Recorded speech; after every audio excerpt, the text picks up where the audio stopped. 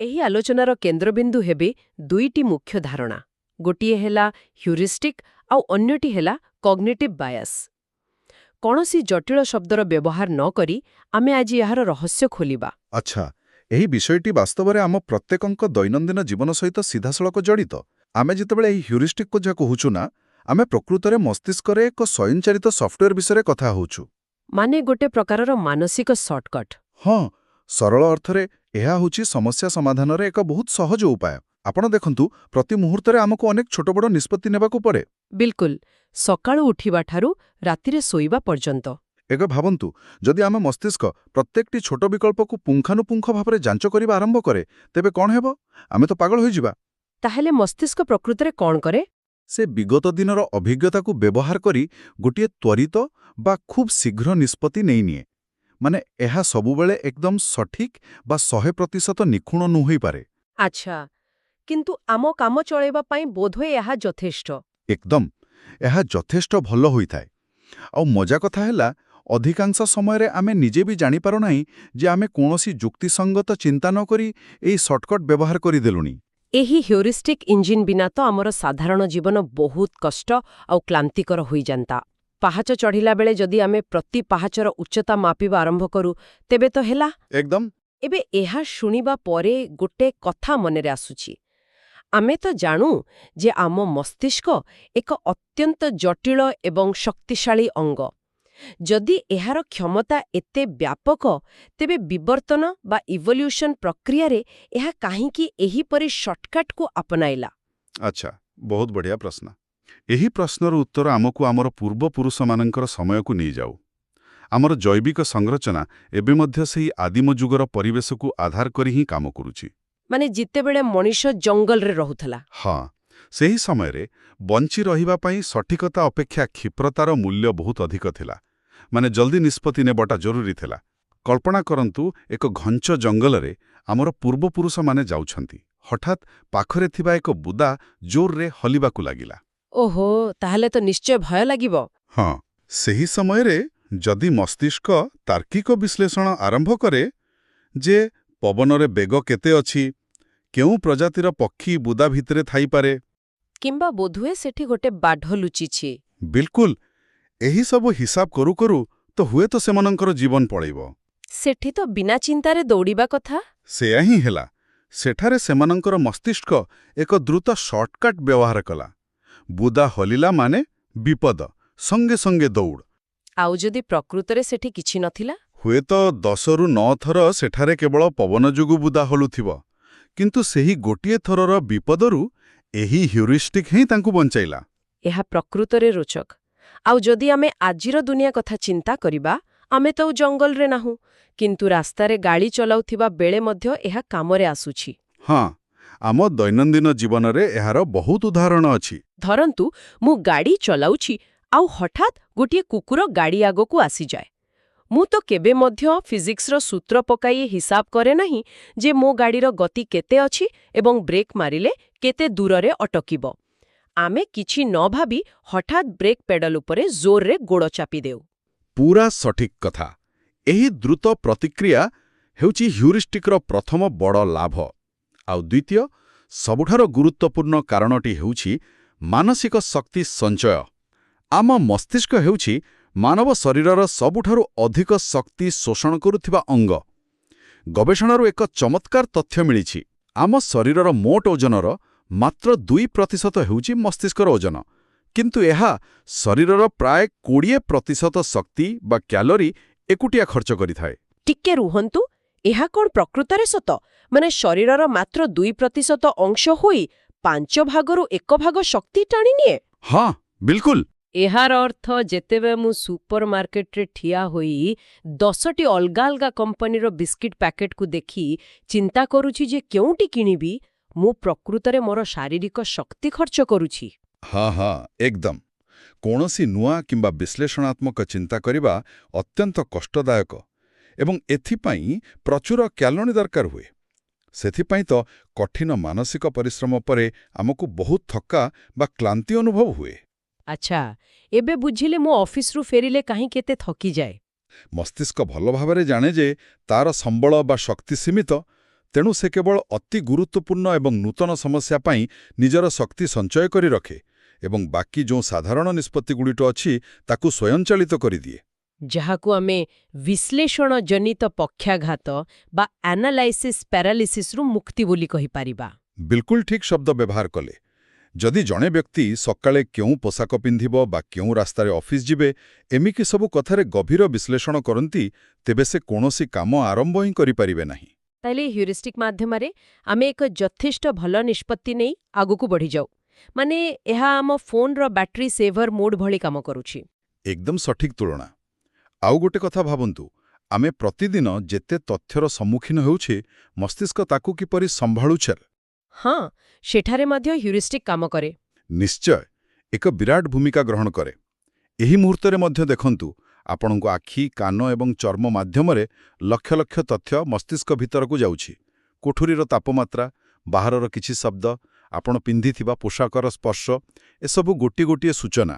କିନ୍ତୁ ଆମେ ତ ଏସବୁକୁ ନେଇ ସବୁବେଳେ ସଚେତନ ନଥାଉ। କାରଣ ହ୍ୟୁରିଷ୍ଟିକ୍ ଏକ ମାନସିକ ସ୍ପାମ୍ ଫିଲ୍ଟର ଭଳି କାମ କରେ, ଯାହା ଅନାବଶ୍ୟକ ତଥ୍ୟ ତାକୁ ଏହା ବ୍ଲକ୍ କରିଦିଏ, ଯାହାଫଳରେ ଆମେ କେବଳ ଗୁରୁତ୍ୱପୂର୍ଣ୍ଣ କଥା ଉପରେ ଧ୍ୟାନ ଦେଇପାରୁଛୁ। ମାନେ ଯେମିତି ବର୍ତ୍ତମାନର ଏହି ଆଲୋଚନା। ହଁ, ଯଦି ଏହା ଏକ ସ୍ପାମ୍ ଫିଲ୍ଟର ଭଳି ଅଦରକାରୀ ଜିନିଷକୁ ବାହାର କରିଦିଏ ଆଉ ବଡ଼ ବଡ଼ କାମ ପାଇଁ ଶକ୍ତି ବଞ୍ଚାଇଥାଏ, ତେବେ ମୋର ଗୋଟେ ସନ୍ଦେହ ହେଉଛି, ଏହାର ଅର୍ଥ କ'ଣ ଆମ ମସ୍ତିଷ୍କ ପ୍ରକୃତରେ ବହୁତ ଚାଲାକ, ନା ସେ ବଡ଼ କାମ ପାଇଁ ଶକ୍ତି ବଞ୍ଚାଇବାକୁ ଯାଇ ଟିକେ ଅଳସୁଆ ହୋଇଯାଉଛି? ଏହାକୁ ଅଳସ୍ୱାମୀ କହିବା ତୁଳନାରେ ଏହାକୁ ଉତ୍କୃଷ୍ଟ ସମ୍ବଳ ପରିଚାଳନା କହିବା ବୋଧହୁଏ ଅଧିକ ସଠିକ୍ ହେବ। ସମ୍ବଳ ପରିଚାଳନା ମାନେ ରିସୋର୍ସ ମ୍ୟାନେଜମେଣ୍ଟ। ହଁ, ମସ୍ତିଷ୍କ ଜାଣେ କେଉଁଠାରେ ଶକ୍ତି ବିନିଯୋଗ କଲେ ସର୍ବାଧିକ ଲାଭ ମିଳିବ, ତେଣୁ ଏହା ବଞ୍ଚିବାର ଏକ ଅତ୍ୟନ୍ତ ଦକ୍ଷ ବ୍ୟବସ୍ଥା ଅଟେ। ବହୁତ ସୁନ୍ଦର ଭାବରେ ଆପଣ ଏହି ଯନ୍ତ୍ରକୌଶଳକୁ ବୁଝାଇଲେ, କିନ୍ତୁ ଏଠାରେ ହିଁ ମୋ ମନରେ ସବୁଠାରୁ ବଡ଼ ପ୍ରଶ୍ନଟି ଉଠୁଛି, ଆଉ ମୋତେ ଲାଗୁଛି ଯେ ଏହା ହିଁ ଆମ ଆଲୋଚନାର ସବୁଠୁ ରୋଚକ ଦିଗ। କୁହନ୍ତୁ, କ'ଣ ସେହି ପ୍ରଶ୍ନ? ଯଦି ଏହି ମାନସିକ ସର୍ଟକଟ୍ଗୁଡ଼ିକ ଆମର ବଞ୍ଚିବା ପାଇଁ ଏତେ ଜରୁରୀ, ଆମର ଶକ୍ତି ବଞ୍ଚାଉଛି ଏବଂ ବିବର୍ତ୍ତନ ଦ୍ୱାରା ଏତେ ନିଖୁଣ ଭାବରେ ପ୍ରସ୍ତୁତ ହୋଇଛି, ତେବେ ଆମେ କାହିଁକି ବେଳେବେଳେ ସମ୍ପୂର୍ଣ୍ଣ ଅଯୌକ୍ତିକ ଏବଂ ମୂର୍ଖାମି ଭରା ନିଷ୍ପତ୍ତି ନେଉ? ଆଚ୍ଛା, ଏହି ପ୍ରଶ୍ନ ଆମକୁ ଆମ ଆଲୋଚନାର ଦ୍ୱିତୀୟ ମୁଖ୍ୟ ବିଭାଗକୁ ନେଇଯାଉଛି, ଯାହା ହେଲା କଗ୍ନିଟିଭ୍ ବାୟାସ୍ ବା ମାନସିକ ପକ୍ଷପାତ। ହଁ, ଏହି ଶବ୍ଦଟି ତ ବହୁତ ଶୁଣିବାକୁ ମିଳେ। ପ୍ରକୃତରେ ଏହା କ'ଣ ଏବଂ ଏହା କିପରି ସୃଷ୍ଟି ହୁଏ? ଏହିଠାରେ ଏହି ବିଷୟଟି ଅତ୍ୟନ୍ତ ଆକର୍ଷଣୀୟ ହୋଇଯାଏ। ଦେଖନ୍ତୁ, କଗ୍ନିଟିଭ୍ ବାୟାସ୍ କୌଣସି ସାଧାରଣ ଭୁଲ ନୁହେଁ। ତାହେଲେ ଏହା କ'ଣ? ଏହା ହେଉଛି ଆମ ଚିନ୍ତାଧାରାରେ ଏକ ବ୍ୟବସ୍ଥିତ ତ୍ରୁଟି, ଇଂରାଜୀରେ ଯାହାକୁ କୁହାଯାଏ ସିଷ୍ଟେମାଟିକ୍ ଏରର୍। ବ୍ୟବସ୍ଥିତ ତ୍ରୁଟି ମାନେ ଏକ ଏପରି ତ୍ରୁଟି ଯାହା ଏକ ନିର୍ଦ୍ଦିଷ୍ଟ ଢାଞ୍ଚାରେ ବାରମ୍ବାର ଘଟିଥାଏ। ଏକଦମ। ଯେତେବେଳେ ଲୋକମାନେ ନିଜ ସମ୍ମୁଖରେ ଥିବା ସ୍ପଷ୍ଟ ପ୍ରମାଣ ଏବଂ ତାର୍କିକ ଯୁକ୍ତିଠାରୁ ସମ୍ପୂର୍ଣ୍ଣ ଦୂରେଇ ଯାଇ କୌଣସି ନିଷ୍ପତ୍ତି ନିଅନ୍ତି, ସେତେବେଳେ ଆମେ ତାହାକୁ କଗ୍ନିଟିଭ୍ ବାୟାସ୍ କହୁ। କିନ୍ତୁ ଆମେ ପ୍ରମାଣ ଥାଇ ବି ତାକୁ ଅଣଦେଖା କାହିଁକି କରୁ? ଏହାର ମୂଳ କାରଣ ହେଉଛି ଆମ ମସ୍ତିଷ୍କ କୌଣସି ସତ୍ୟସନ୍ଧାନୀ ଯନ୍ତ୍ର ନୁହେଁ। ଆମେ ସାଧାରଣତଃ ଭାବୁ ଯେ ମସ୍ତିଷ୍କର କାମ ହେଉଛି କେବଳ ସତ୍ୟକୁ ଖୋଜି ବାହାର କରିବା। ହଁ, ଆମେ ତ ସେୟା ହିଁ ଭାବୁ। କିନ୍ତୁ ବାସ୍ତବରେ ମସ୍ତିଷ୍କ ଡିଜାଇନ୍ ହୋଇଛି ଆମକୁ ଜୀବିତ ରଖିବାକୁ, ଏକ ବିଶୃଙ୍ଖଳିତ ଦୁନିଆକୁ ପରିଚାଳନା କରିବାକୁ, ଆଉ ସବୁଠାରୁ ବଡ଼ କଥା ହେଲା ଆମର ଅହଙ୍କାର ବା ଇଗୋକୁ ସୁରକ୍ଷିତ ରଖିବାକୁ।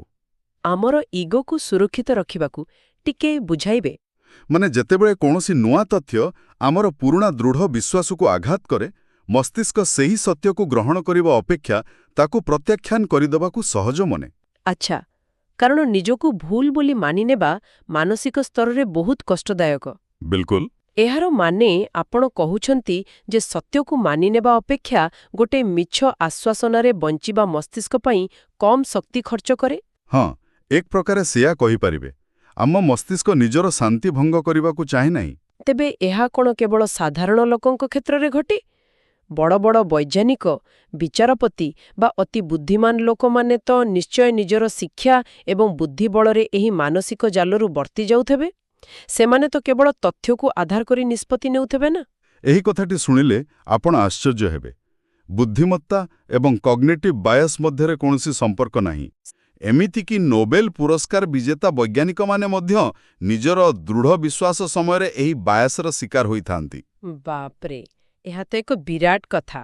କାରଣ ଯେତେବେଳେ ପ୍ରଶ୍ନ ଆମର ପରିଚୟ ବା ଆବେଗ ଉପରେ ଆସେ, ସେତେବେଳେ ଆମର ତାର୍କିକ ମସ୍ତିଷ୍କ ନିଷ୍କ୍ରିୟ ହୋଇଯାଏ ଆଉ ଆମେ ନିଜ ସ୍ଥିତିକୁ ସୁରକ୍ଷିତ ରଖିବା ପାଇଁ ସେହି ଭୁଲ ସର୍ଟକଟ୍ର ବ୍ୟବହାର କରୁ।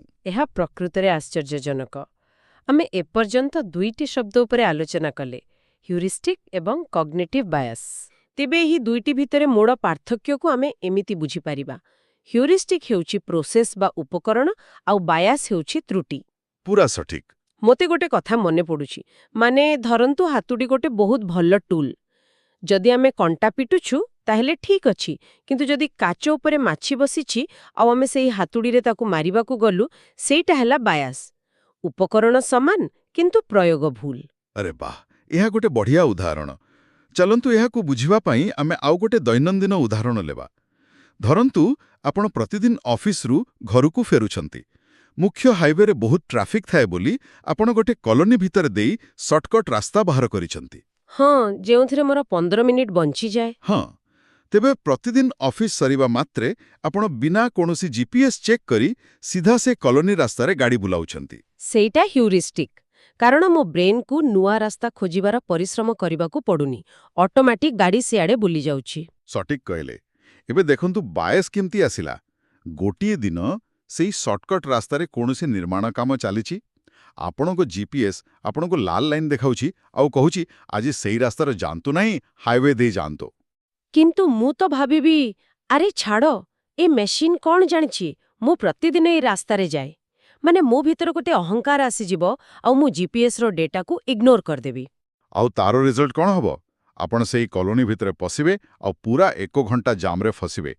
ଆଖି ସାମ୍ନାରେ ପ୍ରମାଣ ଥିଲା, କିନ୍ତୁ ଆପଣଙ୍କର ପୁରୁଣା ଅଭ୍ୟାସ ଆଉ ସେହି ମୁଁ ସବୁ ଜାଣିଛି ମାନସିକତା ଆପଣଙ୍କୁ ସତ୍ୟ ଗ୍ରହଣ କରିବାକୁ ଦେଲା ନାହିଁ। ଏହି ତ୍ରୁଟି ହିଁ ହେଉଛି କଗ୍ନିଟିଭ୍ ବାୟସ୍। ସମ୍ପୂର୍ଣ୍ଣ ଆଲୋଚନାକୁ ସାରାଂଶରେ କହିବାକୁ ଗଲେ, ଆମର ଏହି ମାନସିକ ସର୍ଟକଟ୍ ବା ହ୍ୟୁରିଷ୍ଟିକ୍ ଗୁଡ଼ିକ ବିନା ଆମର ଦୈନନ୍ଦିନ ଜୀବନ ସମ୍ପୂର୍ଣ୍ଣ ଅଚଳ ହୋଇଯିବ। ଆମେ ସକାଳ ଉଠିବାଠାରୁ ଶୋଇବା ପର୍ଯ୍ୟନ୍ତ କୌଣସି ଛୋଟ ନିଷ୍ପତ୍ତି ବି ସୁରୁଖୁରୁରେ ନେଇପାରିବା ନାହିଁ। ଏହା ଆମ ମସ୍ତିଷ୍କର ଏକ ପ୍ରାକୃତିକ, ଆବଶ୍ୟକୀୟ ଏବଂ ଅପରିହାର୍ଯ୍ୟ ବ୍ୟବସ୍ଥା। କିନ୍ତୁ ଏହାର ଅର୍ଥ ନୁହେଁ ଯେ ଆମେ ସବୁବେଳେ ଆଖି ବନ୍ଦ କରି ଚାଲିବା। ଏକଦମ। ଆମକୁ ସର୍ବଦା ନିଜର ଚିନ୍ତାଧାରା ଏବଂ ନିଷ୍ପତ୍ତି ନେବାର ପ୍ରକ୍ରିୟା ଉପରେ ଏକ ସତର୍କ ନଜର ରଖିବାକୁ ପଡ଼ିବ। ଯେତେବେଳେ ବାହାରର ପରିସ୍ଥିତି ବଦଳୁଛି ଏବଂ ନୂଆ ତଥ୍ୟ ବା ପ୍ରମାଣ ଆମ ସାମ୍ନାକୁ ଆସୁଛି, ଆମକୁ ନିଜର ଅହଙ୍କାରକୁ ପଛରେ ପକାଇ ଆମର ସେହି ସର୍ଟକଟ୍ଗୁଡ଼ିକୁ ଅପଡେଟ୍ କରିବାର କ୍ଷମତା ରଖିବାକୁ ହେବ। ଦରକାର ପଡ଼ିଲେ ସେହି ସର୍ଟକଟ୍କୁ ବାଇପାସ୍ କରି ନୂଆ ରାସ୍ତା ଖୋଜିବାକୁ ପଡ଼ିବ। ନଚେତ୍ ଏହି ମାନସିକ ପକ୍ଷପାତିତା ଆମର ବ୍ୟକ୍ତିଗତ ତଥା ସାମାଜିକ ଜୀବନ ପାଇଁ ଅତ୍ୟନ୍ତ କ୍ଷତିକାରକ ହୋଇପାରେ।